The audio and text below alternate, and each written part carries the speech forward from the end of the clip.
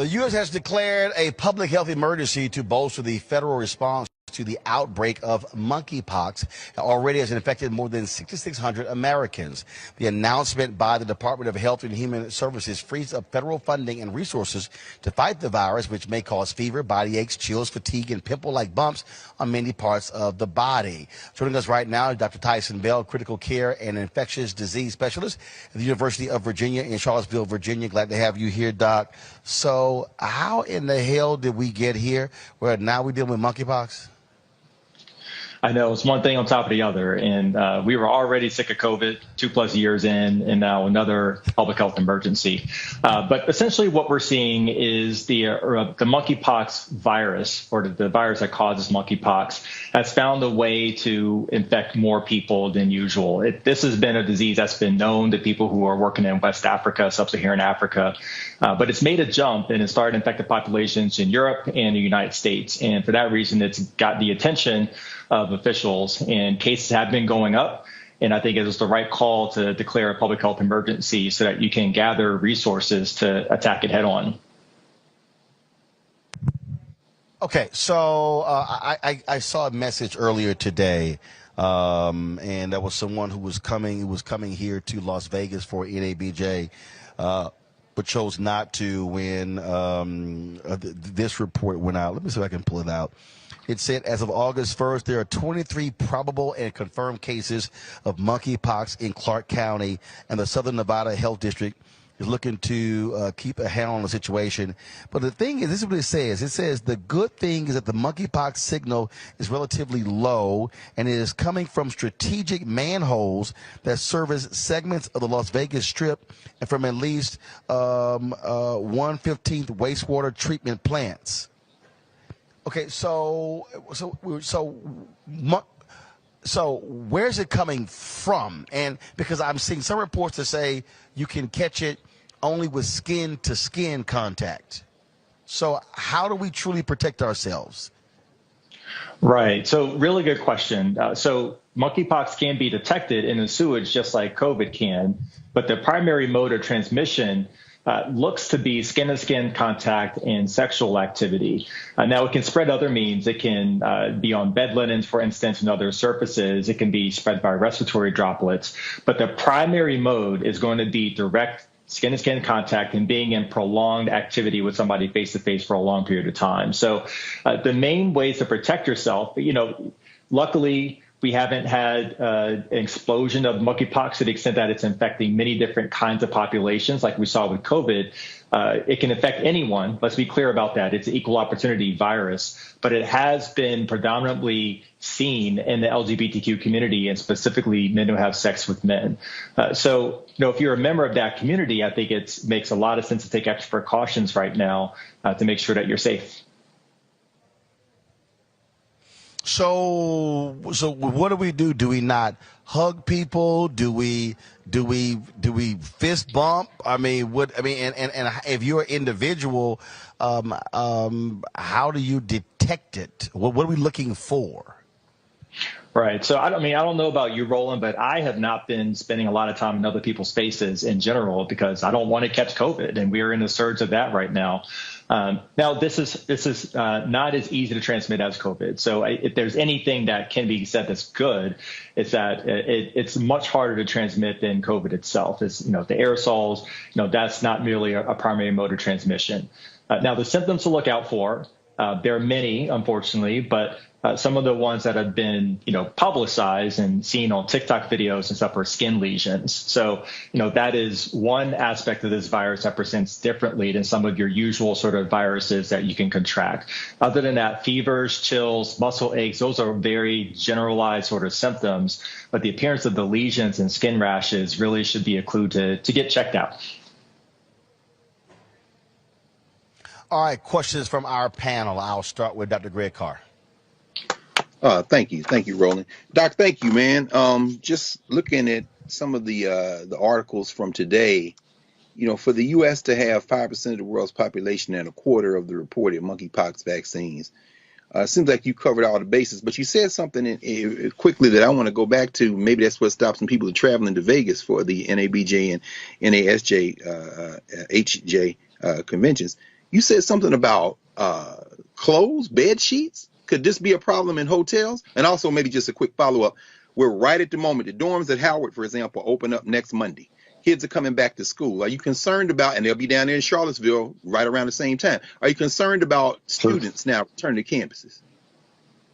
That is a concern of mine. I mean, there are diseases that we expect can pick up when people get in congregate settings. In college, many of us have been to college. We know what happens in college. So I think that is a higher risk setting. So in addition to that, I would add homeless shelters, congregate settings like prisons. These are all areas where it could be a setup for monkeypox to really spread. And so in addition to engaging the LGBTQ community and making sure everyone has the information that they need, we want to make sure that testing, vaccination, and treatment are available in these higher risk communities as well. So absolutely, I want to see plans. I want to see every college have a plan for how they're going to ward this off and potentially deal with a surge, because we don't want to be dealing with it and be thinking about what we're going to do while we're in the midst of it. Thank you. Okay. Yeah, thank you. So my question would be to you, as we continue to battle COVID, do we foresee a vaccine for monkeypox? Is there already a vaccine for monkeypox? And are N95 masks still the strongest mask for people to still wear? I still double mask when I go out in public. Are N95 masks still sufficient to wear? Great question. So to answer your first question, there is a vaccine that's available. It was a vaccine that was developed to counteract smallpox, but monkeypox is related to smallpox. And so there's a thought that there's good efficacy between this vaccine and monkeypox. It was studied in a small study back in the 80s in sub-Saharan Africa. It wasn't a particularly high quality study. So we need to do more studies to make sure that the vaccine is as effective as it was reported to be in the 80s, the mid 80s or so. But this is what's available. In addition, TPOXX is available as a treatment for people who have been exposed or have early course of disease. So there are some treatments that are available. As far as your question about respiratory droplets, I think an N95 is still a very good way to protect yourself and to make sure that, in that off chance that there could be transmission through respiratory droplets, just to backtrack, it's possible, but it is less likely because, this has been transmitted more so in this country through direct bodily fluid and body-to-body and sexual contact. Respiratory is possible. N95, for multiple reasons, because we're still dealing with the pandemic, is still the highest quality mask that you can wear to protect yourself from both of these. Brianna. Thank you so much for being here and answering our questions. I'll admit there's a lot I do not know about monkeypox. So I have a two-part question. One, why is it seen as more prevalent in the LGBT community? And two, what is the difference between, other than the physical look, the difference between chickenpox and monkeypox? What does it do to our body, and can we die from it? Really good question. So it's very important to just reiterate, this is not a gay male disease, although we are seeing gay and bisexual men bear the brunt of disease in this country so far. I also wouldn't call it a sexually transmitted infection, even though that does seem to be a primary driver of infection in this country. There are other ways that you can contract the virus, and there are other communities that can be at risk. And so that's important because we want to make sure that we're targeting areas that are high risk, but we also don't want to deny anyone access to testing if they have concerns. We want anyone to be able to get testing, but we do want to have a focused effort. And what was your other question? I forgot. I'm sorry. I was just saying, what is the difference other than physical difference or the appearance difference between chickenpox and monkeypox, and will one die from it? Like, what does it do to your body other than the lesions? Yes. So luckily, in both cases, we have vaccine available for chickenpox, and so we haven't seen large outbreaks of that. These are different viruses that cause different kinds of disease, but again, both have skin manifestations. That's the pox part of chickenpox and monkeypox. They can cause these skin lesions that have these fluid-filled vesicles. So, that is a feature that is common to both, but they are different illnesses. And, lucky for us, another thing that we can say that's good is that this version of monkeypox does not seem to be as lethal as some of the earlier versions that we had seen overseas. And so the majority of people who have ended up in the hospital have actually been there for pain control. Because if you have anal lesions, it tends to be very, very painful. And so the oral medications don't tend to work like Tylenol. So people are being admitted for pain control, but not because there's a threat to life or limb or anything like that. So, if there is any bit of good news is that it does not seem to be severe in terms of a risk to life, although it can cause some really intractable pain. All right, Dr. Bell, we appreciate, man, your advice and counsel. Folks, protect yourself at all costs. Hell, don't hug, don't kiss cheeks, also stuff like that. And like I keep telling people, fist pump work, but I guess at this point, damn a fist bump. Yep. If you can see their full face, wave. don't be in their face. Just wave, or just do the black greeting. Personal space. That'll work. Yeah. All right, Dr. Bill, I appreciate it. Thanks a lot. All right, thank you, Roland. Look, hey, Greg, that's the one right there. That's right. You see people like, hey, come on, hug. What up? That's serious. What up? Roland, that's it. He had me shook with them sheets, man. I'm like, I see why I don't understand the hotel room. I was like, say some more about these sheets, bro. Because like, what? Because I gotta be in a hotel next. No, great. Hey, y'all understand? I'm on a group chat with a bunch of journalists, and they were talking about coming to Vegas. Man, about half of them talking about they bringing their own sheets. I'm like, first of all, y'all got to understand. I got a set of golf clubs. That bag is about 68 pounds. I was in Tampa on Saturday, so I've been gone home. So total 8 days. I got all these clothes. That suitcase, 67 pounds. Then I got my suitcase with all of my television gear. That's 95 pounds. I ain't got no room for sheets. But here's the problem though. Okay, fine. You change your sheets, but the doc we had on the other day, Dr. Gaffney, talked about how it lives on surfaces. So hell, you could change those sheets. It might be on the damn bedstand. Wow. Lysol. Yeah. I would encourage everybody to watch that interview that you did with her. It's about 25 minutes, 26 minutes long. I was watching it. Hey, she scared the hell out of me. You and me both. But I would encourage I was like, Black Star Network app, Roland Martin, wherever you watch Roland Martin Unfiltered, go back and watch that. Please watch that infectious disease specialist episode that that interview he had with her. It'll get you right. Man, whole time I was thinking, man, just keep your ass at home. Okay, all right, y'all. All right, folks, back to our Roland Martin Unfiltered video in just one moment. When we invest in ourselves, we're investing in what's next for all of us. Growing, creating, making moves that move us all forward. Together, we are Black beyond measure.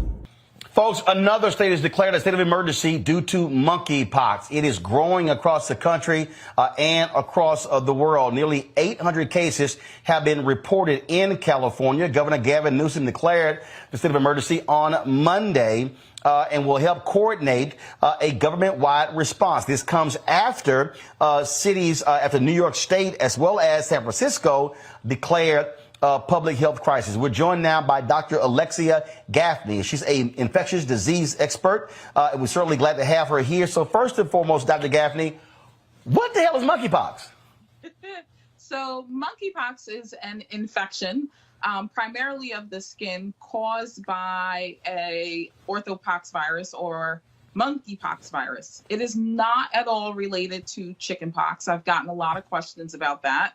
So we'll just get that out the way. If you've had chickenpox or been vaccinated against it, it doesn't matter. It doesn't help you with monkeypox because chickenpox is not a true pox virus. So monkeypox, smallpox, pox viruses are viruses that can be transmitted by multiple routes of transmission, and what they clinically present with are these very prominent pox marks, or fluid-filled blisters or lesions on the skin. And in the case of monkeypox, you often, but not in the case of this particular outbreak that we're seeing, but in the traditional case of monkeypox, you would often see lesions that began on the face, around the mouth, around the eyes, and then kind of spread through the rest of the body.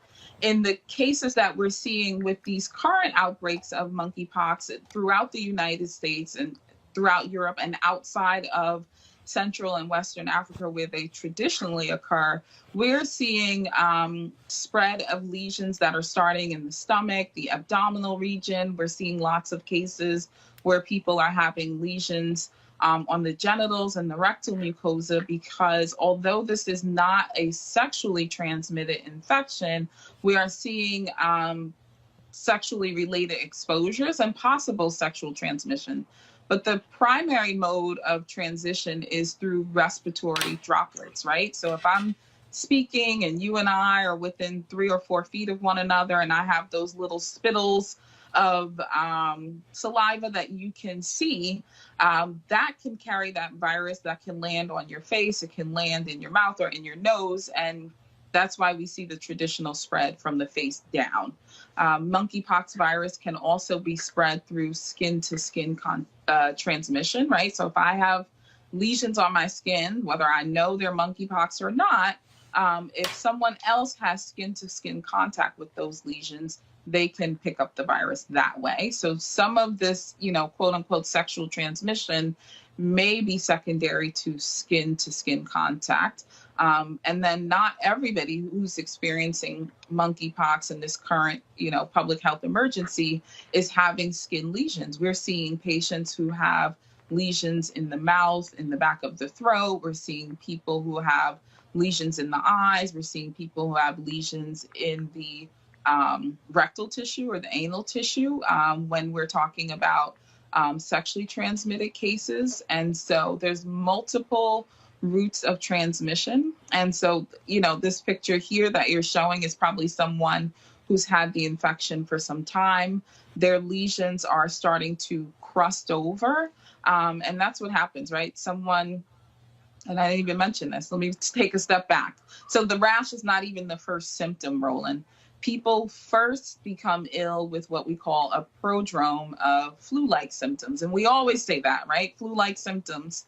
And you can have flu-like symptoms even when you don't have the flu. So you can have fever, fatigue, malaise, headaches. You might have swollen glands or lymph nodes in the neck area, the armpits, the groin, usually in proximity to where the virus was picked up. And then people may have muscle aches, joint pains, and then a week or so after that, they may begin to develop these rashes.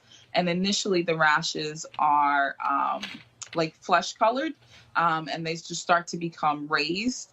They're blister-like, but they don't have that thin, transparent, clear fluid-filled appearance like chickenpox or herpes lesions. The lesions are usually thicker, and then as the lesions age, which is over a period of 2 to 4 weeks, the lesions begin to crust over, and eventually the scabs will fall off, and then the skin will heal.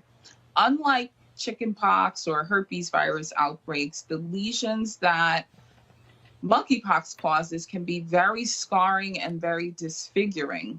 So someone like this person here may have evidence of those pock marks for months or years to come, as opposed to other herpes viruses, where you get thin blisters. They may heal up and you may never know they were there. So the running joke on social media is that, people will take monkeypox virus more seriously because people don't mind if they're sick or dead, but people don't want to be ugly. And, I think that's just, points to where we are as a society, as a culture, and as a nation. Like, this is a very serious condition. It can have serious consequences beyond just this scarring. And, here we are yet again, cracking jokes, stigmatizing this condition and trying to link it to solely one group of people, and we'll get into that. But in more serious cases, beyond just feeling terrible for a week and having painful rashes that can persist for 2 to 4 weeks, people can also have encephalitis, so inflammation of the brain. I talked about how lesions can involve the eye, so they can involve the eyelids, but they can also involve like the whites of the eyes, the sclera or the conjunctival tissue. And when that happens, there can be a lot of inflammation and a lot of scarring. People can have visual disturbance and even blindness as a result of that. People can have vasculitis or inflammation of the blood vessels. People can have gut symptoms. So this virus is not just limited to the skin. And so we've seen cases of men who have sex with men who have had rectal involvement and have incredible rectal pain, incredible abdominal pain, lack of appetite, inability to eat. Pain. So Doc, hold on. I want you to hold right there. Hold on right there, because I want you to explain why is the World Health Organization recommending that gay and bisexual men limit sexual partners? This one of the stories I pull up here says about 99% of monkeypox cases are among men, and at least 95% of those patients are men who have sex with other men. Why? So, and you have the New York Times has a story here where the headline was, "In monkeypox, gay men confront a crisis with echoes of the past." Yeah, so it really is just where the virus happened to land, right? So if I went to Europe, or if I went to Central Africa or Western Africa and I was patient 0 who happened to bring monkeypox back home with me, or I happened to have, close contact with someone who had that type of travel history or exposure, and I happen to bring that virus back to my community, then we would be saying what? Monkeypox is a disease of Black women physicians or Black women entrepreneurs. So it just happens to be that the virus first landed in someone in that community. And then think about our social networks, right? Roland, you probably hang with people who work in media. I hang with people who work in medicine, and gay men or men who have sex with men, whether they identify as gay or not, are hanging out with and socializing with other gay men and men who have sex with men. So because of the very contagious nature of this virus, and because you can get it through multiple routes of transmission, it is spreading within that community. And so, yes, we do want to protect that community because that's where the virus is predominating right now. But we are kidding ourselves if we believe that this virus is going to solely stay within the gay male population. It can be spread through so many different routes. And we didn't even talk about the fact that you can get it from furniture, bed linens, shared towels, so think about. Okay, so let's stop right there, because I was on a thread earlier with some folks, and we are headed to Las Vegas for the National Association of Black Journalists Convention. And these folks are like, oh, hell. Some of them talking about they bringing their own bed linen, all kind of other stuff. So, all right, how then? Look, I got to give a speech tomorrow in Tampa. I then fly to Las Vegas. All right. So how does a person protect themselves? Is there is there a disinfectant that we can actually buy to spray on the sheets and the linen? How do we, and then how do you even know somebody potentially has it? If it's so contagious, how do you protect yourself? So think about like with COVID, right? If you were someone who was serious about preventing COVID and you were going to a media function, a family function, a church function, you would ask, well, what's the rules, right? Do people have to wear masks? Do people have to isolate? Or am I gathering with a group of people who is taking precautions not to go out and get infections? A lot of my patients who know they're at risk, they come in and tell me, Dr. Gaffney, I'm concerned I'm at risk because, I'm going to bars, I'm going to clubs, I'm going to the hangouts and the meetup spots. I I don't necessarily have multiple partners, but my partners have multiple partners. Or, people are saying I have multiple partners and I know this is what they're linking this virus to, but it's more than that. So really it's about knowing what the people you are in contact with are up to and knowing whether or not you are surrounded by a group of high risk individuals. So I'm still wearing my Okay, mask. Doc. Okay, hold on. All right. So hold on. All right. Okay, so hold on. So it's a perfect example. Okay, so I'm going to a convention. Mm-hmm. It's going to be 3,000 people there. Mm-hmm. It's in Las Vegas. Mm-hmm. Okay. I don't know where the hell these people have been. So if you can get monkeypox that's on furniture and whatever the hell, what the hell are we supposed to do? So we're same thing like we've been doing, right? Wash our hands. Hopefully the hotel or convention center that you all are visiting is doing things like disinfecting the surfaces, tabletops, desktops, the chairs that you all will be seated in. Bed linen should be washed in a hotel with hot water and some type of disinfecting process. So hopefully you're staying somewhere where the bed sheets and bed linens have been changed. That's all you can do. That's all you can ask. Is there anything? So I had someone say they were going to get. Hold on one second. They said they were going to get the Clorox disinfecting mist for the sheets. Waste of money, or does that actually work? I mean, you can disinfect a non-porous surface with bleach or disinfectants that are labeled as being antiviral or killing viruses on contact. With bed sheets, bed linens, I mean, you would have to saturate them and let them dry. So that's a little challenging. I would go somewhere where they have good ratings and where I think they're, cleaning their bed linens. And I suppose you could Lysol the sheets, but no one can make any promises regarding that. In terms of what you could realistically wipe down and disinfect when you get on the airplane, right? Wipe down the window, wipe down the armrest, right? Wipe down the seatbelt buckles, wipe down the tray tables, and then clean your hands with disinfectant afterwards. I wouldn't be wearing short shorts or short pants on an airplane, a train, or any of those things. I'd be wearing long pants, because you're sitting in a seat for hours and they're not cleaning planes the same way they did when COVID first landed. And I'm sure they're not changing their cleaning practices just because a particular group of people is now predominantly impacted by monkeypox. We don't see this as an overall public health issue. We do. It is. We know it is. But general society doesn't. The news doesn't. And it's being reported as just affecting this one group of people. And until that changes, we're not going to see the types of universal precautions or universal cleaning where we can expect to just go sit down on any random chair, airplane seat, train seat surface and feel safe and protected. So for me, I don't ever get on an airplane in shorts. And this certainly would not be a time where I would start doing that. I would continue to wipe things down with disinfectant and clean my hands as we have been doing over the course of the pandemic.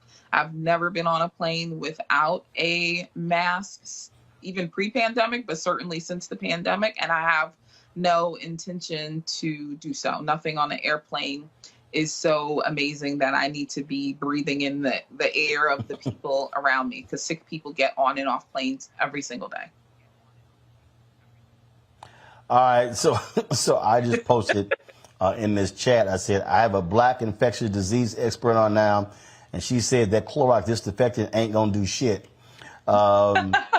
She said you would have to saturate them and let them dry, and the response was, I'm bringing my own sheets. So listen, bring your own. Lord.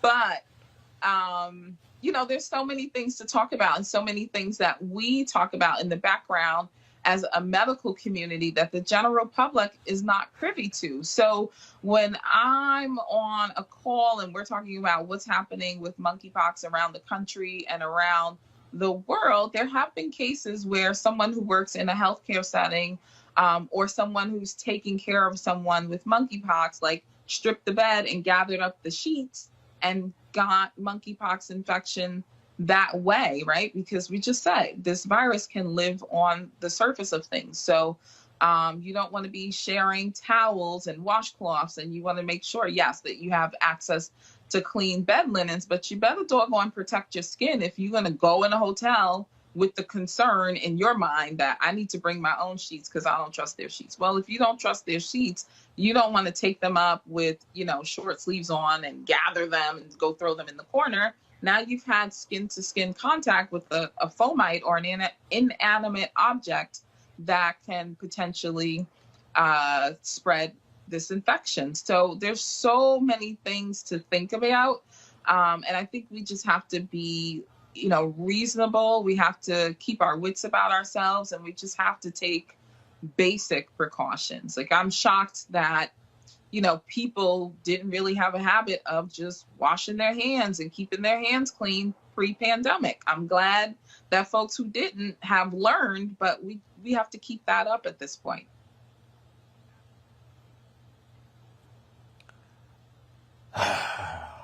I know it's a lot. Shit, COVID, monkeypox, this shit is depressing. And all right, I know I got some questions from my panel. Ask away. Let me just go ahead with the questions from my panelists. I got Demario Solomon Simmons, civil rights attorney and founder of Justice for Greenwood. Michael Imhotep, host the African History Network show. Dr. Cleo Monago, social architect, chief advisor of Black Men's Exchange. Glad to have all three of y'all here. I know Demario is real happy. The Omega convention is over because that monkeypox could have spread real quick there. With all the shenanigans that were happening in Charlotte, but we. Oh, you didn't think I was going to take a shot? There's going to be some skin contact. Y'all don't keep y'all's clothes on. Let their ass know, Doc. See? There's some Omegas around. See? There's going to be some clothes off and some skin-to-skin contact. So any Omega meeting can be a breeding ground for monkeypox.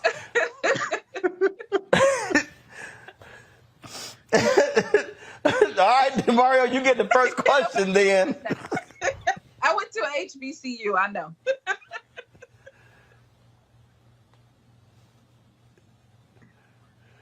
Demario, you muted. Wait, we can't hear you. You're muted. Oh, sorry. I'm sorry. I was laughing so hard. My God, I can't even say anything. Bros, keep your shirts on. The sister, the doctor just said you can't even wear shorts on a plane. I mean, this stuff, I'm feeling rolling. This stuff is crazy.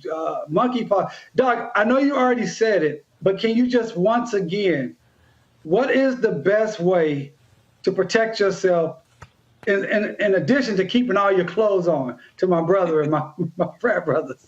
So know what's going on in the environment that you're traveling to, right? If I'm in New York, we have the highest number of cases, and there are hot spots for the cases based on people's social activities and social behaviors. So if I am going to travel in a state where there's a higher prevalence of the virus, and I know I'm going to hang out with a group of folks who are more likely to have the virus just based on people's social networks and where the virus is spreading right now, then maybe I'm going to fall back, right? But if I'm a journalist, I'm just going to hang out with journalists who've been generally at work. They're not on the party scene.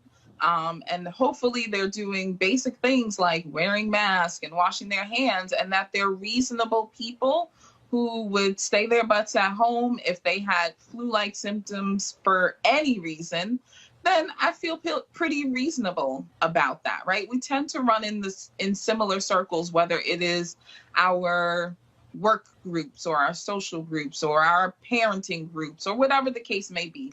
So you kind of know who's taking things seriously and who's not, and you can just kind of survey and ask questions. Beyond that, you're going to keep wearing a mask because you don't want to pick up COVID or other respiratory viruses or things that are out there.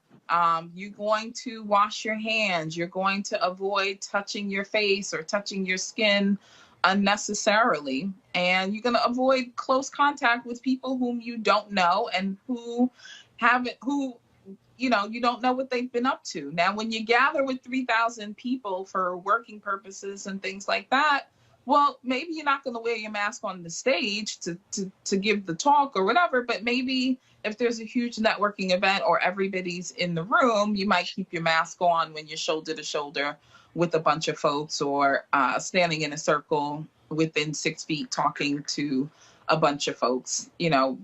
Protect yourself in all the other ways that you can from everything else out there, COVID and otherwise. And then, we don't all have access to a monkeypox vaccine. So the most important thing to do is, if you develop symptoms, go seek medical attention immediately. And Doc, first of all, you must have never been to an NABJ conference. They're going to be partying and all that stuff. That's what Roland does. I thought you knew that. It's a lot damn safer than Omega convention. I can tell you that. I don't know. I've been to plenty of NABJ conferences with you, Roland. I don't know how safe it is. Now, Doc, one other question, and I'm done. What are the symptoms? Trust me, it's safer than y'all conclave. Hey, shout out to our new grand boss, his brother Ricky Lewis. But Doc, what are the symptoms besides? Hey man, come on. We ain't got time for all that. Focus on monkeypox. So before the rash occurs, people will have what we call a prodrome. So early symptoms are very non-specific. It may be fever, but it may not be fever. But people typically will get fatigue or, feel very tired or malaise. They'll have headaches, muscle aches, joint pains. They may have swollen glands or lymph nodes in the neck, armpit, or groin area. And that's typically related to the area of the body where they had exposure or contact with the virus.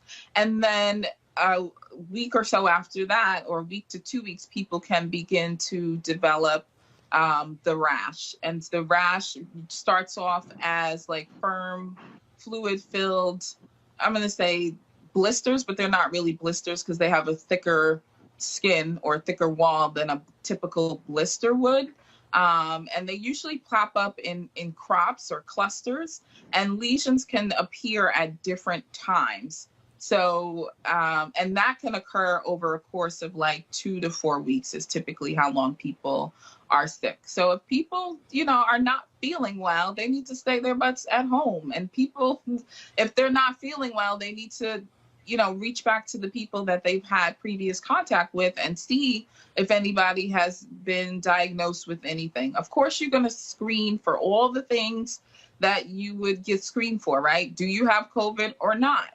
Tests are very readily available. Do you have flu? Do you have some other identifiable condition that can be easily tested for? Because testing for monkeypox requires us as clinicians right now to find a lesion, unroof that lesion, scrub the base of it with a special swab, and send it to a lab for PCR testing to see, is it monkeypox or does it test positive for orthopox virus? And that's how we're confirming cases right now. I gave you way more than you asked for. All right. All right. Well, Dr. Gaffney, I appreciate it. I've got my next guest waiting. We've got lots more questions, but it won't be the last time we actually have some questions with regarding to this issue of monkeypox. Hopefully these people will take care of themselves, because damn, we already got dealing with COVID, now monkeypox. I don't even want to know what's the third. They say this stuff works in threes. I don't even want to know what's number 3. Dr. Gaffney with polio, Lord.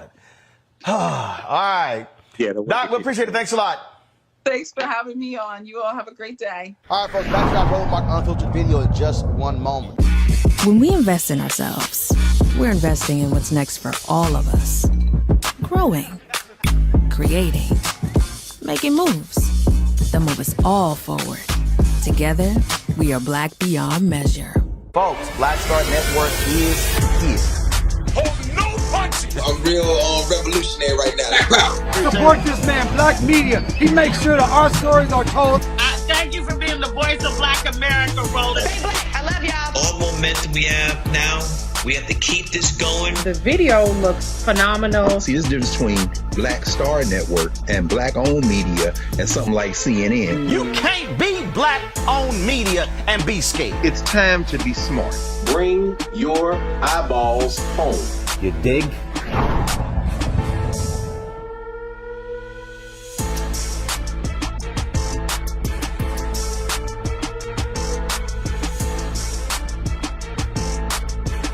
The mayor of New York City has declared monkeypox a public health emergency. That took place on Saturday. In a joint statement, Mayor Eric Adams and Dr. Ashwin Vasan, Commissioner of Health, estimated that approximately 150,000 New Yorkers are at risk of exposure to monkeypox. New York State Governor Kathy Hochul issued an executive order declaring monkeypox a state disaster emergency. This order will expand the number of people eligible for monkeypox vaccines, as well as sending vaccine data to New York's health department. These measures come after the World Health Organization declared monkeypox a public health emergency of international concern, with cases rising and vaccine supplies decreasing. You know, it's crazy to me how we are in this situation, Representative Shannon, of people who are so anti-vax. They don't want to take vaccines. And we are seeing diseases that should have never been the case. There was someone who got polio the other day. Hasn't happened in decades. It's because they refused to get the vaccine. Absolutely. And leaders, so Georgia is one of the top 5 states right now that is having the most monkeypox outbreaks. It's Florida, Georgia, New York. I think Illinois might be one of the states that's having a ton of outbreaks. But we are hearing from leaders that it's similar to COVID in that we don't know how to control it. We don't really know a lot about it. And so it's really tough on leaders, and it's really tough on those who work in the healthcare space, because we're not even out of one pandemic before, you know, they're trying to figure out how to deal with monkeypox. And so this has been really difficult, particularly in the state of Georgia. And it is difficult getting folks to, you know, really take being vaccinated serious and understanding that you cannot continue to put stress on top of stress on top of stress of the healthcare system without it breaking. We don't have unlimited resources. I just, it's baffling to me, Julian, that you have so many people who are willing to play with their health this way. I've seen some of the videos folks are posting who caught monkeypox. That shit don't look interesting at all. I am not trying. I mean, when I see it on the legs and thighs and the face, and I'm like, man, y'all can keep that. I'm good. Well, the irrationality of people who refuse to be vaccinated, who refuse to basically take care of their own health. I mean, this is a public health issue, and many people refuse to deal with it. Our public health, we talked earlier about the infrastructure crumbling, but our public health structure is also crumbling. You look at the number of people who still haven't been vaxxed or boosted. Some of them will brag to you about it.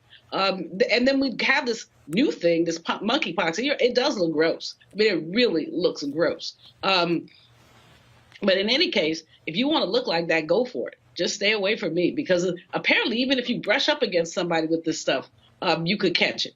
It's highly contagious. So I don't know what's wrong with people, but I lay all this at the feet of the orange orangutan, the previous president, who basically politicized public health. And in doing so, basically turned COVID into an issue.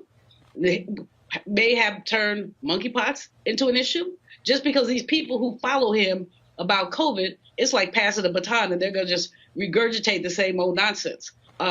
It's a frightening situation, and people need to grow up and grow up, wake up, and vax up, frankly.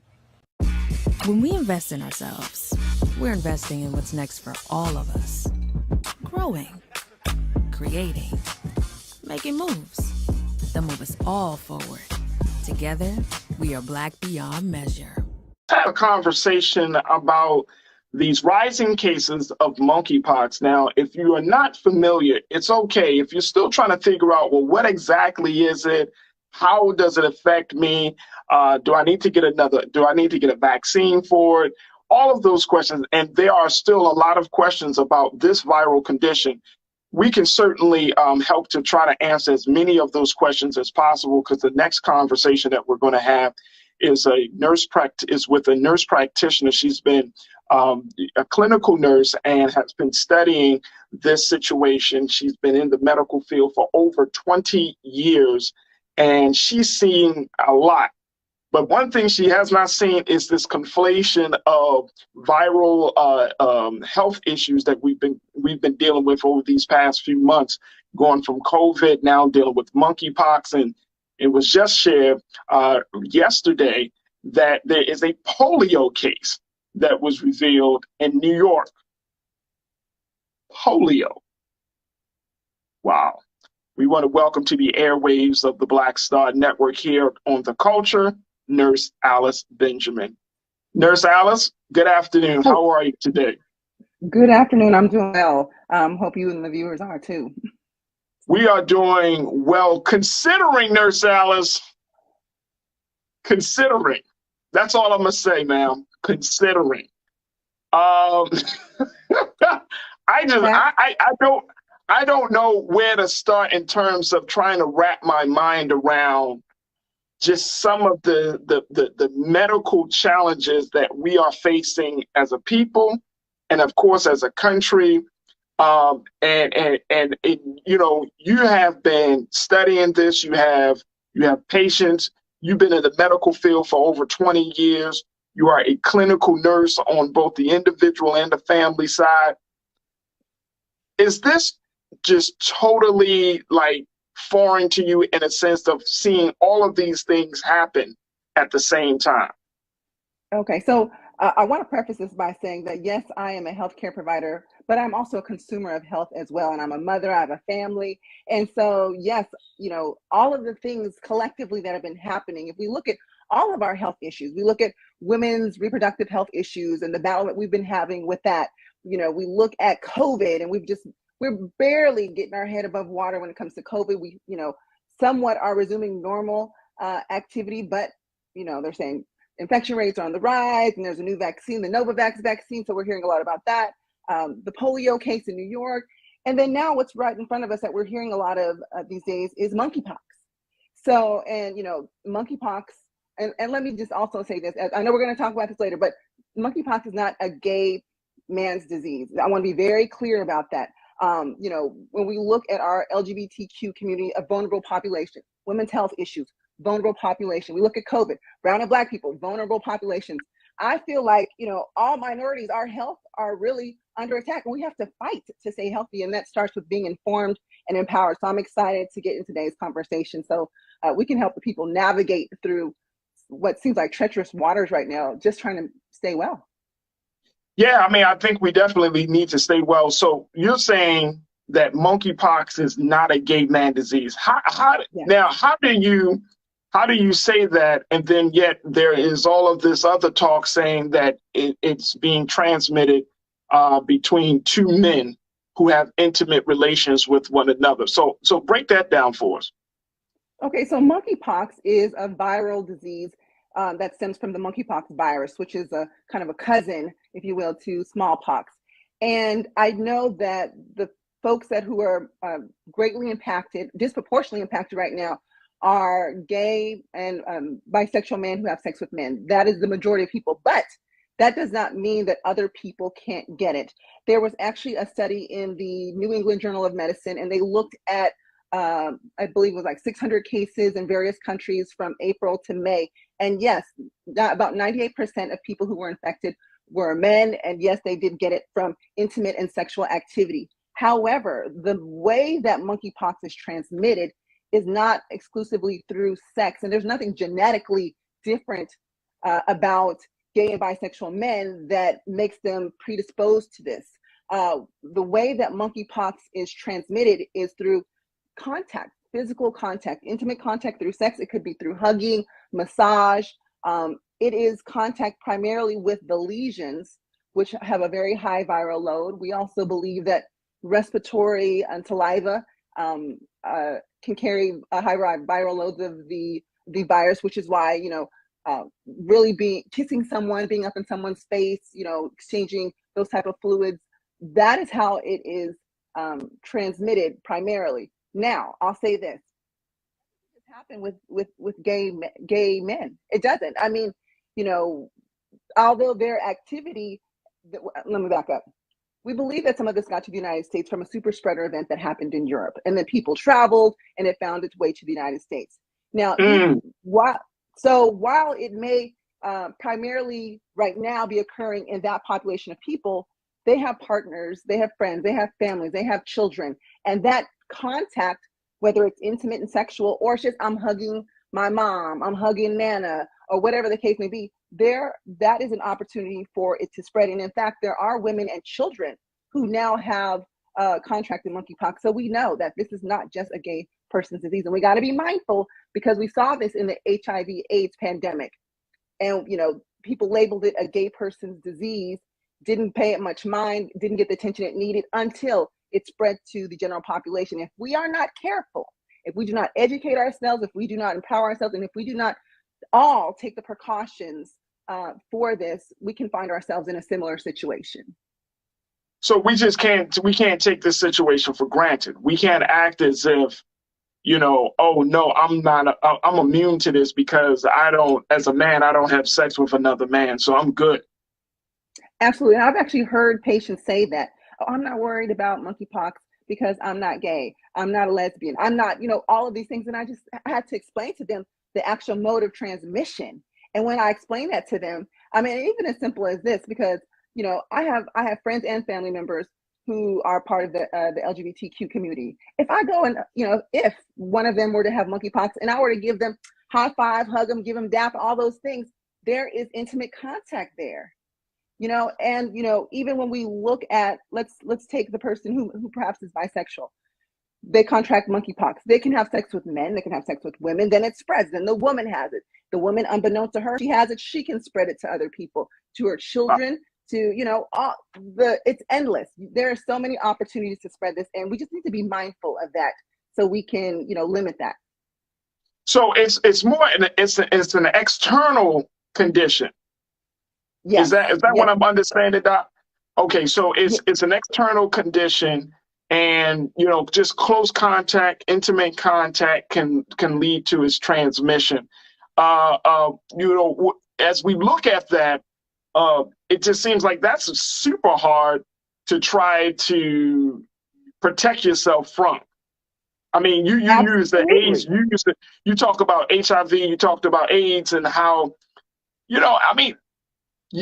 of course, we had a conversation about this yesterday, but you kind of use the invisible man analogy to say, like, and even with COVID, like we just don't know the full facts of how this thing is going to move, or how it may mutate, or how it may, be spread. Can we make that as something? Can we be honest about that at this point?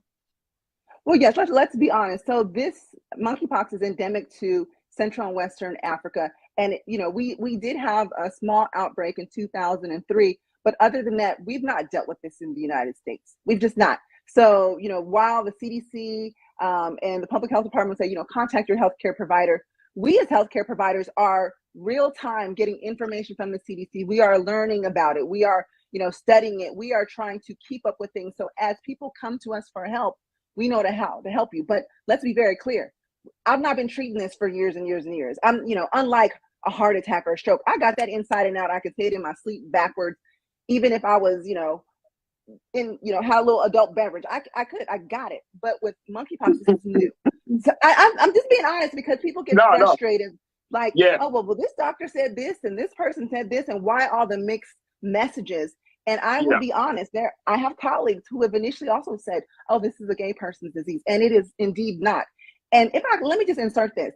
We talked about intimate contact. This can also be transmitted through objects, bedding, linen. If you are sharing cups and, there's saliva share there. And I think I mentioned to you yesterday, we've all been to a hotel, right? What I recently learned is that while hotels may change the linens, the bed sheets, they do not always wash those comforters between guests. So, we would hope that Wait a minute, Doc. Hold on, nurse. Hold on. You can Hold listen. on, Nurse You better Alice. call your hotel before you go Wait a and minute, ask hold on. them. Time out. You can't drop nothing like that on us and then be like, all right, so we'll move on to the next point. So in this day and age, yes. In this day and age where you can have a viral condition just from touch, just from contact, just from being in a space. Now you learn that hotels may not. So let's start with hotels. Let's not even speak about motels who have limited resources, right? But some of your major hotels don't always change the comforter. Yes. They change the sheets, but they don't always change the comforter. That is indeed true. So even before monkeypox, we can all agree that that's gross. That, I imagine that they changed the whole bedding, but the linen, right, as well as the comforter. But listen, you can go online, you can look this up, you can contact your hotels and ask them. And let me say this, although like I said before, common sense isn't always common. Although we would think that they would do this, hotels are not hospitals. In the hospital mindset, we are very familiar with infectious diseases and the mode of transmissions. The housekeepers, the general managers of hotels aren't necessarily up to speed all the time when it comes to those things, which is why that we need education and outreach and to talk about things like that. So consumers can say, look, I need y'all to do this and hold them accountable. But when you are going to your favorite hotel, which it's summertime, people have traveled, you need to call ahead of time and ask them what are their cleaning practices of their rooms. And I want to say this, it's the lesions. When someone has monkeypox, they generally starts off with flu-like symptoms, then they'll develop usually like a dark spot, it'll become raised, then it'll become fluid filled, then it'll be scab over, dry up, and new skin will emerge. And then that's the course of what happens with monkeypox. But it's the rashes, it's those raised bumps that are fluid filled that carry the most viral load. And it's when that fluid gets onto the bedding is what makes the bed sheets a concern with potentially spreading infection. So that's why we're talking about comforters are so, how many times have you gone into a hotel and not gone into the sheets and just laid on top of the comforter? Yeah, not anymore. Not anymore. You're gonna bring your own sheets. I mean, all right, this will be a great time to get some feedback from our watchers, and folks, post your comments. But many of you are already at this point with the whole situation. All right, King, I see you, brother. Brother King Lee checked in and said, okay, so what the hell am I supposed to freaking do? Walk around in a chemical suit? I am tired of this crap. Nurse Alice. What can we do? At this point, it's like, I've literally talked to people who dealing with COVID. They're like, you know what? If I get it, I get it. You know what I'm saying? Like people are just kind of over trying to quote unquote protect themselves. They say, look, I'll wear a mask if necessary, but I'm not going to restrict my movements. I'm not going to be, you have masks, you have face masks, you got face shields, now we're talking about, it could be simply somebody rub up against you in a crowded space and you might transmit something to you. I'm like King Lee, like what are people supposed to do at this point? So welcome to my world, because in the ER and the ICU, I must gown up, wear masks all the time because I understand the mode of transmission. I understand, right. I get it. You're fatigued, you're tired, you want to get back to normal life, you're tired of the mask, and you feel like you want to I just might be in a bubble.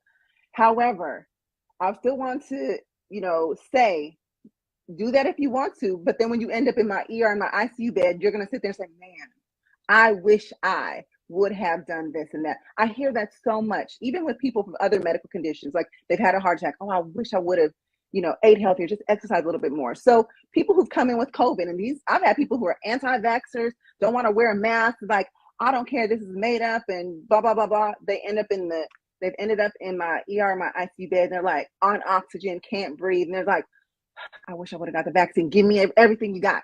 You want all of the interventions and the help post, but an ounce of prevention could have gone such a long way, because I also want to say there is no treatment or cure for monkeypox. It is viral. It must run its course, and all we can do at this moment is to treat your symptoms. And quite honestly, we ain't got much. So given that, and I'm glad that you brought that point up, if that's the case, if there is something coming from the federal government that says, hey, we have a vaccine that can cure you of monkeypox, that may not be accurate. That may not be true. So we as do given have based upon what the medical with medical professionals like you and others know about monkeypox right now, you cannot be cured of it. Correct. There is no cure for monkeypox. Now, we do have 2 vaccines that have been FDA approved for smallpox, but in this situation, because monkeypox is kin to smallpox, it's being allowed some compassionate use for that. So we have the Janos vaccine, which is a 2-dose vaccine. You get it, and then come back 4 weeks later, and then there's 2 doses to that. And then there's the ACAM 2000, which is a 1-dose vaccine, but that one we're a little leery about giving unless we absolutely need to, because with that one, they're both live viruses, but with that second one, you actually will develop a small lesion and it's going to go through its course. So we don't necessarily want to give that. So there's 2 vaccines to prevent.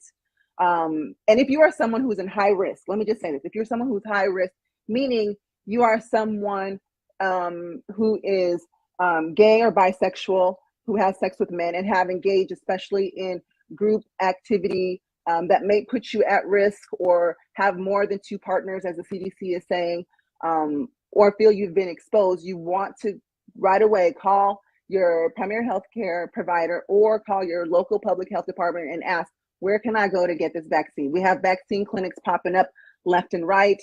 We know that this is a major issue, so we're trying to get a handle on it. Now, that's prevention.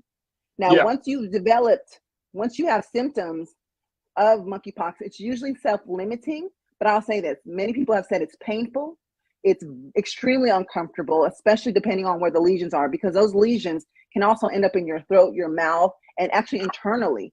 And so, not a pretty sight to see, and especially not something that feels good at all. But in those situations, we do have antivirals, which we can give you IV, and we also have immunoglobulin that we can give you IV, but those have been reserved for very extreme cases.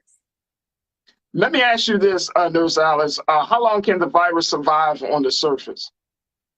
That we do not know yet. We do not know yet.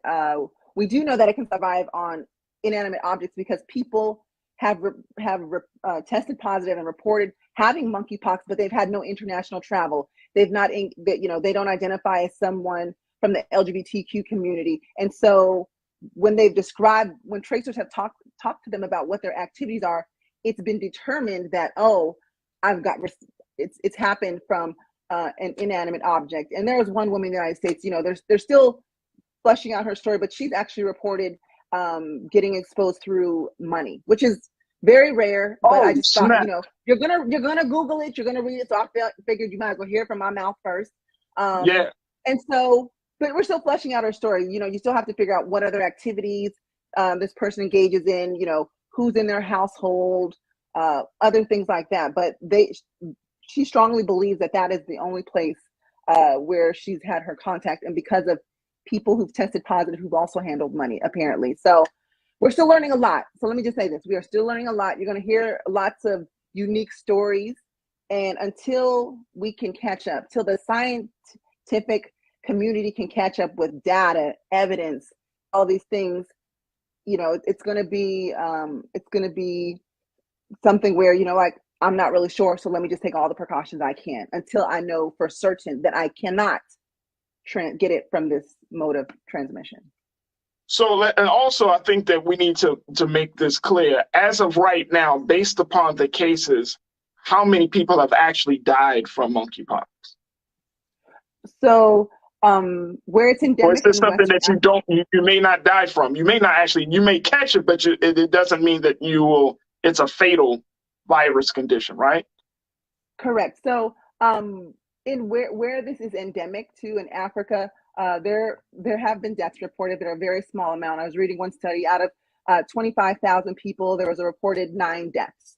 So it's not something that we anticipate people dying from. So, people might say, okay, well, then that may give people a false sense of security, like, well, I'm not going to worry about it.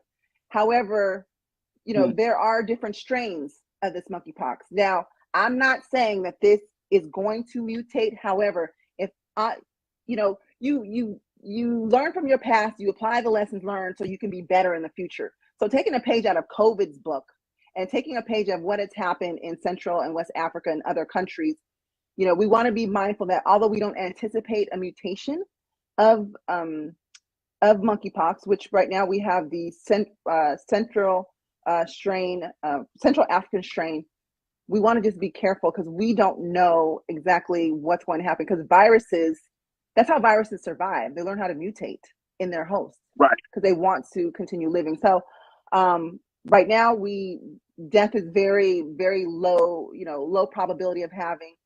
But I'll tell you this: if you do get it, extremely painful, uncomfortable, and we didn't even get into the mental aspects of what this does to people, the discrimination, the stigmatization that happens to someone once they have this, because some people out there are just really mean to people. And especially when we look at the LGBTQ community, they're already a marginalized group. And this adds another layer onto it. And even if you're not someone who identifies that with that group, we believe that the number, which is currently about 6,300 cases in the United States, is underreported, because people don't want to come out forward and say, this is what I have, for being afraid of being labeled and stigmatized for perhaps their lifestyle choices, or for being identified of that community when they are not, so there's lots of layers to this. So the other part about it also, Nurse Alex, is, and I'm glad that you made that point, that there's the stigmatization, around it. But, I still feel like people are going to just be operating out of fear, right? People are still going to just respond like, oh my God, I got monkeypox. And then it's going to go into a whole different space. How can we have some very realistic and important conversations, honest, truthful conversations about this? That's the part one of my question. And then looking at how the United States government and the CDC dealt with the whole COVID-19 pandemic, should we place our faith that the Biden administration, the CDC, and some of these other medical institutions are going to give us the proper and accurate and one message about monkeypox? Well, you bring up a good point, because I will say this, the CDC, the federal government, did a horrible job of communicating to the public about COVID, especially when we didn't know as much as they made it seem like we knew. We were learning real time. We were gathering data from all over the world. Tell the damn truth, man. Yes. So just tell the truth. If you don't know, just tell the American people. We don't know what the hell we're trying to do. But this is science. This is medicine. We learn and go. Tell the people the truth. I absolutely agree. And I think that some of the people who, are at those levels of communication, dispersing that type of information, really are not in tune to dealing with vulnerable and marginalized communities, because oftentimes they didn't look like us. They didn't know our struggles.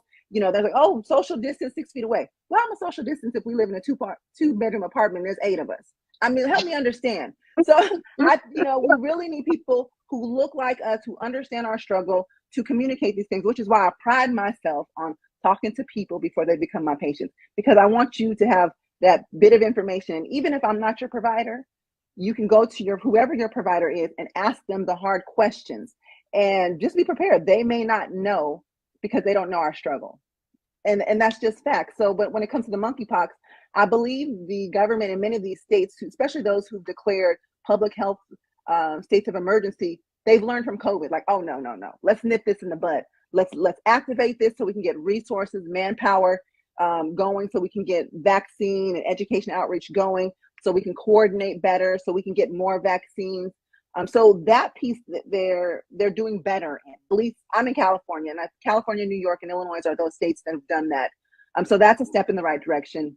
But now communication and dissemination of this to the public while delicately not trying to stigmatize the LGBTQ community, is going to be their struggle, because they already fumbled it. They fumbled the ball when they were communicating to the general public. Now, when you're trying to communicate this without singling out this community, because they are not responsible for the spread of monkeypox. I want to say that nobody's at fault. This is a communicable disease that's spread by a virus. The monkeypox virus is at fault for the monkeypox virus. That's clear.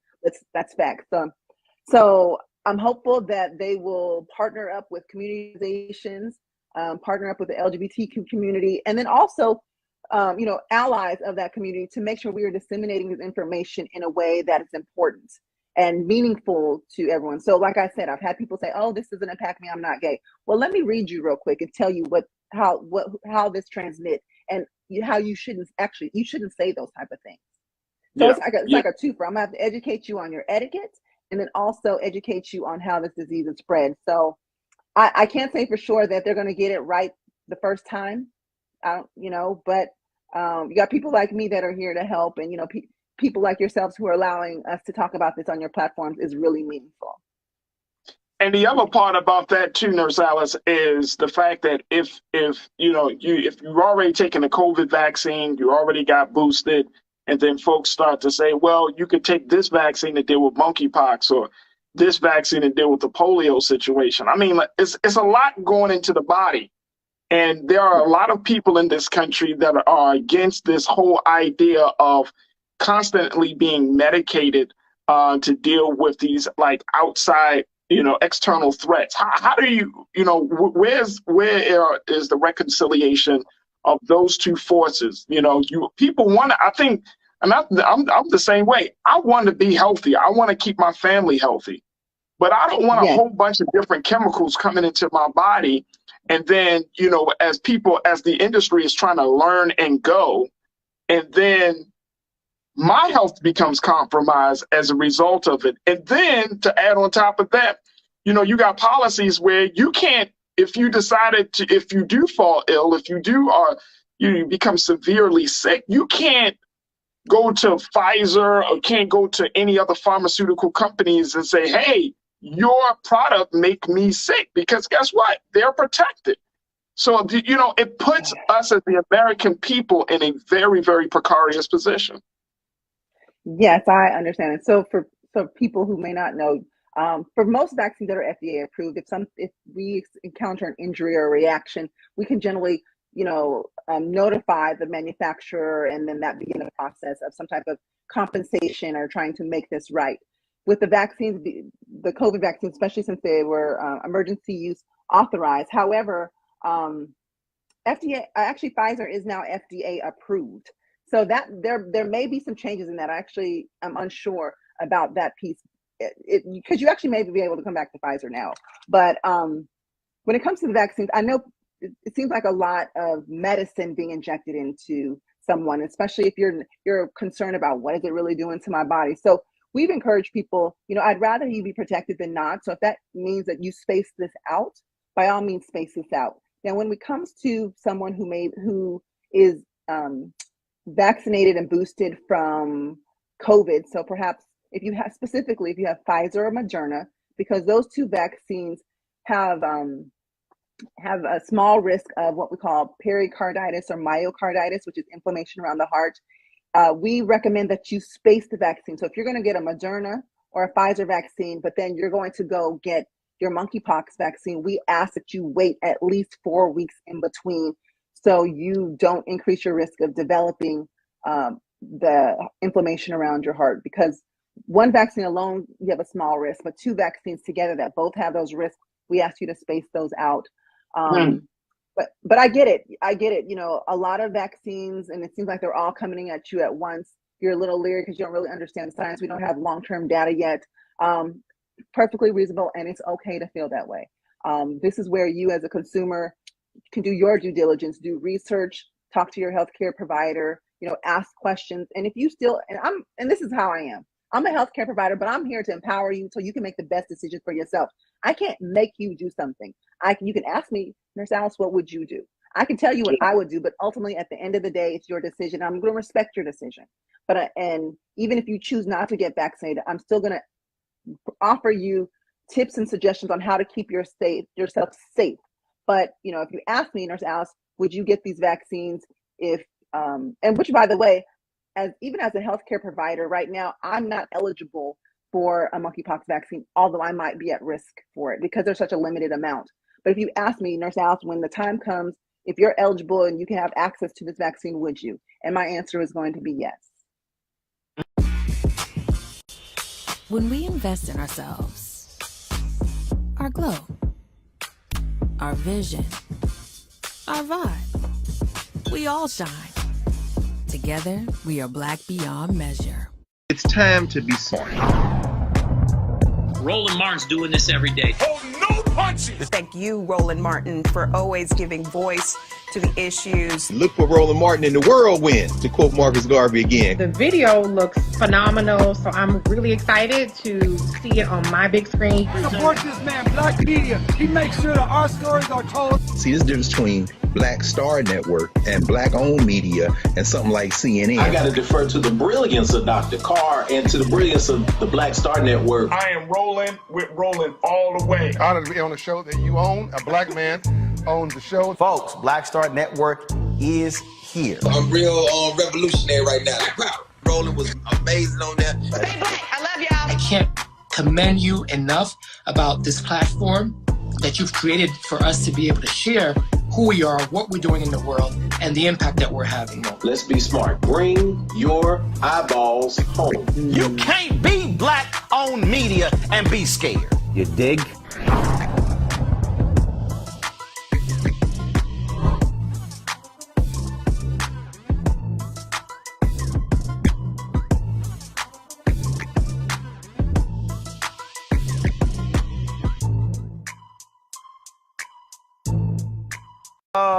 Seriously, we've been dealing with COVID-19 for 2 years.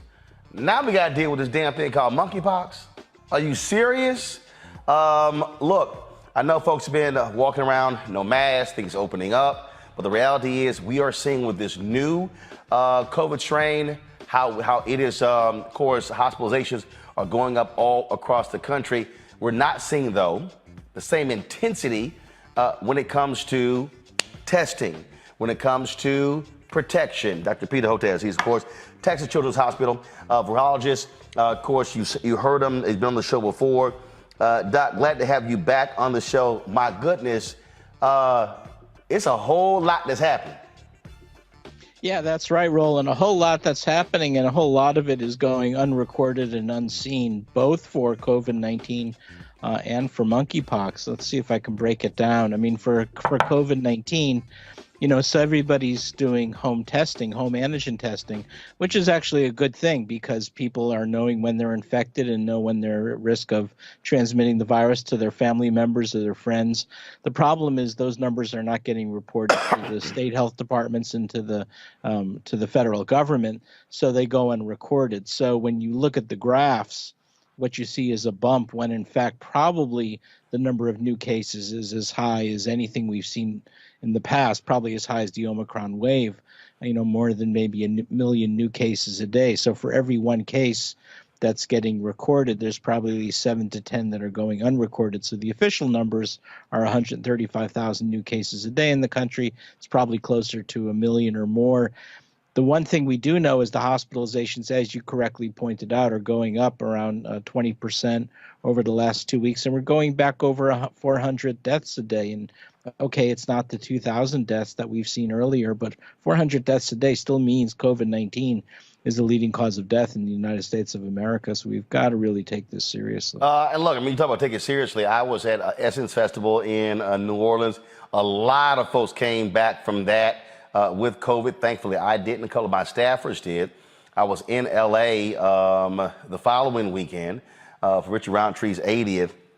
And I came back, and it was last week I was recording my audio book, and man, all of a sudden my allergies sort of kicked up Wednesday and Thursday, and then I felt it. So I took a COVID test on Thursday, negative. Took a COVID test on Sunday, negative. But what's so crazy is like even normally if we're getting a cold or we're sitting here getting allergies, you begin to freak out like, Jesus, am I getting COVID for the third time? And so it's just one of those things. And look, I keep Literally, I got like 8 home COVID home tests there because you got to stay, frankly, prepared. When all of a sudden things happen with your body, you're like, okay, is this allergies? Is it a cold? Is it the flu? Or is it COVID? Yeah, I mean, here's the single most impactful thing I think you can do, and I appreciate your inviting me to come on because there is an important message here. What we know is that the vaccines are not holding up as well as we'd like in terms of both preventing against infections and preventing even against hospitalizations and emergency visits unless you keep up with your boosts. So that is the most important take-home message. Unfortunately, for reasons I've never understood, the Centers for Disease Control still calls 2 immunizations with the mRNA vaccines full immunizations. And once you're more than a few weeks out of your second immunization, you're still vulnerable. So what that means is... like what's the distance? Really? So I've had 3. So what should be the distance between, or months or weeks, whatever, from when I got my 3rd one to get my 4th one? Mine was delayed because when I got COVID the first time, I got the antibodies and I couldn't get my booster until 90 days had passed. So when did you get your 3rd immunization? Hell, I don't know. Let me look it up. I don't know, Doc. Just roughly, was it? No, I don't know. Last September? No. This was much more recent. I got, because I got COVID in December. I got my 3rd booster in April, I think. First of all, luckily I got So you're getting close because... Yeah, I'm looking up. I got it right here. Keep going. Keep talking. I'll pull it up. Once you're more than 4 months out, get your booster. And here's why. So here it is. I got my 3rd dose May 13th. Okay, so you can kind of hold off a little bit, but not too much longer. Like what's a little bit? A month? So I would say 3-4 months after your last boost. So if you got boosted in May, remember you also got a case of COVID, which almost acts like a single immunization. Well, I got COVID twice. I got COVID in December, and I got it again in May. Right. I got it in May before I got my 3rd booster. Oh, you got COVID in May and a booster in May? Yeah. Oh, okay. Yeah, you're probably good until August or September. Cool. But only the 2 of us. If you look at the American people, it's just about only the 2 of us that are keeping track of this stuff. That's the problem. And so too many Americans are thinking if they got 2 immunizations, that's adequate. And now we had some data come out from the Centers for Disease Control last week that says for instance, even if you got a single boost and you're more than 4 or 5 months out, what that means is your protection against hospitalization went down from 75% to 55%. That's why you got to get that second booster. And here are the numbers. Roughly only about 30% of the U.S. population has gotten their single booster, meaning their 3rd immunization, like you got. And I got my 2nd immunization, but very few Americans have done that. So it's really important to be mindful of the fact that if you've only gotten 2 immunizations, get your booster. And if you've gotten your booster and you're more than 4 months out of that booster, get your 2nd booster. And that is what's going to keep you out of the hospital more than anything else. And again, I'm just trying to warn our folks, look, man, you can't play with this thing. You don't know how this thing moves, how it shifts. You don't know, again, once you've gotten COVID, what happens, down the road, things along those lines.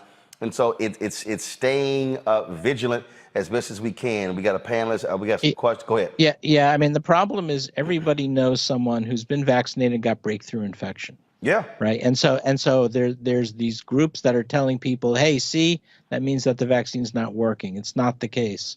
And what it means is if you've been vaccinated and boosted, you could still get breakthrough COVID with these new Omicron subvariants. But you know what? It means that you're going to be doing Zoom calls from home or calling friends from home rather than being in the hospital. And that's the game changer, is that if you keep up with your boosters, you're far more likely to be less likely to be hospitalized or go to the ICU or worse, or go to the emergency room. Let's go to Makongo. Your question, Dr. Hotez, first. Yes, thank you, Dr. Hotez, for your continued expertise and leadership in this area. I've been following you for a very long time, and it's greatly appreciated. My question comes to you as a parent. I have a rising junior, freshman, and second grader, and I want to know what your thoughts are as we're going into the fall. What do you think schools should do to be more proactive? Do you see a potential scenario where we're going to be going virtual again going into the fall, which is extremely stressful? What are your thoughts as it relates to schools and this variant of COVID going forward? I think, the school boards and the teachers and under a lot of pressure to keep the schools open. So I think you're not going to, unless things get really extreme, I don't think you're going to see school in-person closures and going back to virtual. It's not impossible, but I don't see that. I think it's less likely. I think the more impactful thing to do right now, and I know I sound like a broken record, now that we have vaccines approved for the kids, you should focus on that. But again, the American people aren't accepting it. So, for instance, only about 30% of parents have vaccinated their 5 to 11-year-olds, only 30%. And that varies a lot geographically. So if you look at the Northeast, there's a little better compliance, maybe 50, 60% of parents are vaccinating. But, down here in the South, and Roland, Roland and I are both now, we're both Houstonians. The acceptance is really low. So in Louisiana, for instance, Mississippi, only 11% of parents have vaccinated their 5 to 11-year-olds, so really low. And then now the vaccines have been approved for the under 5-year-olds, and and kind of the CDC sent out an SOS 2 weeks ago to say, you know what, of the cohort of 18 million kids under the age of 5, only about 300,000 have gotten vaccinated, so single-digit percentages. So we have a lot of work and advocacy to do to convince parents to vaccinate their kids. Let's see here as I again fight this cough from the allergies. Let's see, Julian. Doctor, again, thank you so much for your work and for the enlightenment that you're sharing with us. Here's my situation. I've been vaxxed twice and boosted, but only boosted once. Everyone I know who's gotten the second booster has been sick for 1 to 2 days. I've got a cray-cray schedule, and so I'm trying to figure out when can I afford to be sick as a reaction to the booster. Is that real? Why is everyone getting sick after they get their second booster? Some folks for just half a day, but some for as many as 2 days. Can you explain that to me? And boost on Friday. Should I get a second booster? Get that boost on Friday and go to work on Monday. I'm sorry, Doc, go ahead. Well, you're partly right, Roland. I mean, it varies. I mean, for instance, I got my second booster, and I compared to my worst immunization was my second one, but my boosters were fine. I had very few symptoms at all. When you get your booster, make certain that you're getting the booster size dose. So the Moderna booster dose is 50 micrograms of mRNA, not 100 micrograms. So possibly the pharmacist gave you the full 100 micrograms. That's a possibility. Although you could have gotten it after 50 micrograms. The Pfizer vaccine seems to be a little less reactogenic, and so maybe that's one consideration as well, meaning you may not have as robust a reaction. But the thing is, those numbers I just said look real. So again, once you're more than a few months out of your first booster, the protection against hospitalization goes down from 75% to 55%, which is a big difference. And that's the numbers that came out of the CDC last week. So when did you get your first booster?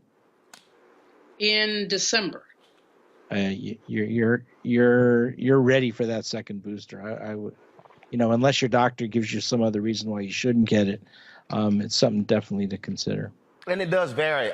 I didn't get sick from any of the boosters. Yeah, everyone has a different experience. The Moderna vaccine has more mRNA in it than the Pfizer does. So the Moderna has 100 micrograms of mRNA in the initial immunizing series, 50 in the booster. Moderna has 30 micrograms, so less. So if you're getting Moderna, it tends to be a little more, as the term that's used is reactogenic, meaning more fever and inflammation.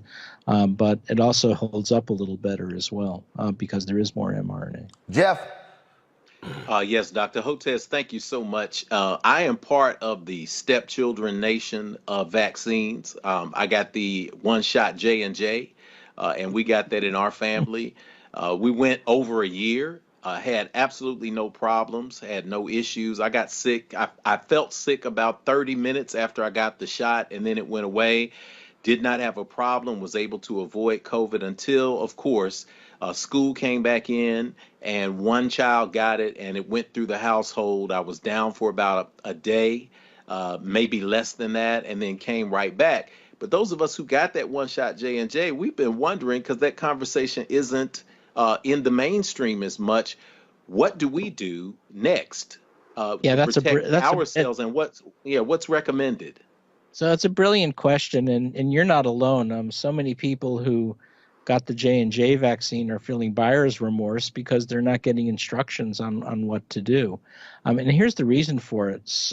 Unfortunately, our Centers for Disease Control is not, historically has not been collecting information about vaccine effectiveness after it was released for emergency use as we'd like. So we've been depending on Israel in the UK for a lot of our vaccine effectiveness data. They don't have the J&J vaccine.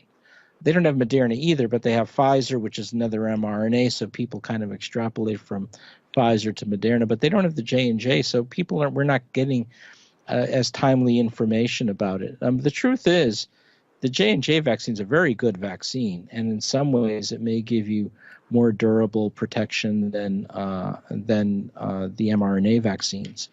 But now it's very hard to get. So you're in good shape in the sense that you got one dose of J&J, you had breakthrough COVID.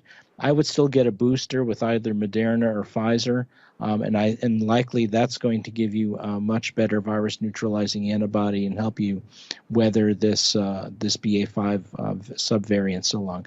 Remember, this BA.5 subvariant is the most transmissible thing we've seen to date.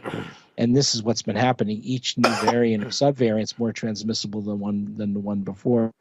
So BA.5 is more transmissible than the original Omicron, the BA.1. That was more transmissible than Delta. That was more transmissible than Alpha, and so on and so forth. So this is is so transmissible that even if you're in a restaurant, indoor settings, if people now, especially when most people are not wearing masks anymore, at least in this part of the country, we're having a lot of trouble convincing people that BA.5 is a serious actor. Yep. And if you're not vaccinated, we're still seeing a pretty big rate of hospitalization, even loss of life.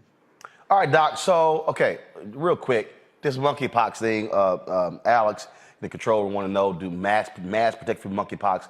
Okay, we're seeing that, oh my goodness, cases increasing. What the hell is monkeypox? Who's getting it? And how do we protect ourselves from getting it? So monkeypox, first of all, it's a crummy name because it was first discovered in non-human primates in captivities, but monkeys are probably not big actors in this. It circulates in the rodent populations in Central and West Africa, gets transmitted to people, and has been causing more infections in Africa. In part because previously people were getting vaccinated against smallpox, but they haven't been getting it since the 70s. So it's created vulnerability.